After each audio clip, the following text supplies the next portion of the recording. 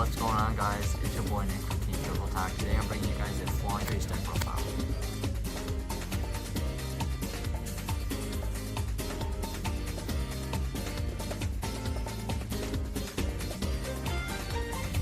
So for the monsters, we have 3 copies of FLOOWANDEREEZE and Robina. So obviously you want to see this in opening hand, so you're maxing out on this.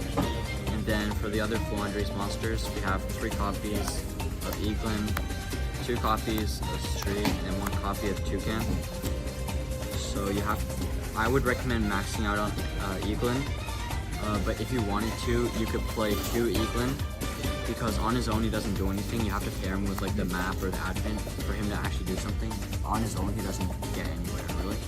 And then you're playing 1 Toucan. This recycles your stuff because on summon it adds back a banished FLOOWANDEREEZE from your banished zone to your hand, and then immediately after that normal summon. And then you're playing 2 Street. You can play 1 Street. I just decided to play 2 because you have a better chance of comboing off with your advent and also with the map, so that's the reason I'm playing 2. And Street is also good because it banishes cards from your opponent's graveyard. So you can banish cards like you can banish your own D-Shifter, so you can activate another one, and also you don't lose to Bestials. You can also banish your opponents like Princess, any graveyard effects really. So that's it for the small FLOOWANDEREEZE. The rest we have the big birds, 2 copies of Empen, 1 copy of Ryza, and 1 copy of Mist Valley. Obviously this is your boss monster. It makes all special summon monsters opponent controls. They can't activate their effects if they're in attack position. And if the battles banished have their attack, so they have to be really beefy. And they can't access code because they'll negate them. And then Ryza, he bounces cards, and then you can use 1 tribute if you tribute this. And then this is Omni Negate. I usually go for this instead of this when I summon the Eaglin.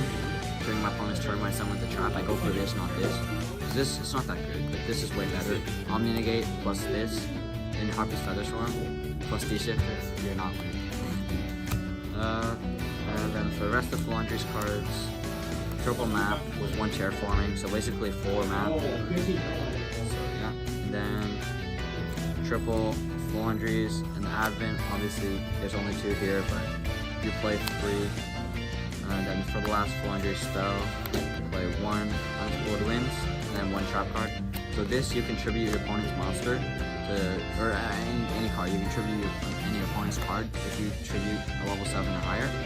And then it also allows you to recycle cards. It puts them on the bottom deck and draws the same amount. And this one you reveal, put in the banished zone, and then when you summon it, you can add back to Robina. It's really good. This one, you normal summon your opponent's turn and book of moons your opponent's entire field. So yeah, and then for rest, 3 copies of D-Shifter, best card in the deck. If you see this, you're basically winning. So yeah, that's it for the monsters. For the spells, we have consistency, because you guys already know consistency is key. Triple prosperity, triple duality.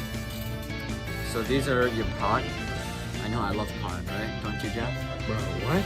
What? Crazy, bro. Come on, don't worry about it. So these are your consistency pieces, other than your searchers, but this gets you to your Robina and your map and all your other pieces. So these are the pots we're playing. Yeah, amazing cards. And then for the rest of the spells, 1 thrust, double talent. So you can, if I had a second thrust, I would be playing 2 thrust, 1 talent, but I only have 1 thrust. Actually, I don't have any. This is my little brother. Shout out to Josh. But yeah, this is good because you can rip your opponent's hand if they like failure you, or you know, talent is just so generic, and this can also set Harpy's Feather Swarm in turn 1. Yeah, so that's those 3. The triple tactic cards, and then double Dark Ruler, and 1 Change of Heart. So these are like your main deck board breakers. We have a little bit more, but this steals opponent's monster, so if you steal like their Apple, it's really good because then you have 4 negates and you negate your opponent's monsters with their monster, so it's really overpowered. And then Dark Rulers, obviously, just if you go second and you see this, plus like any board breaker, you basically win the game. So that's fine. And then the last 4 cards in the deck, second best card in the deck, other than D-Shifter. Actually, I don't know. I think this is the best card in the deck, right? It's broken. Yeah. I want to ban. Yeah, I can't even want to ban. if you're playing Snake Eyes and you get D-Shifter, you can make IP into SP or Appaloosa, right? Still under D-Shifter. This, you don't do anything. You set one pass. You bonfire a pass. The last trap card in the deck I'm playing is even the match. Just you can thrust this out.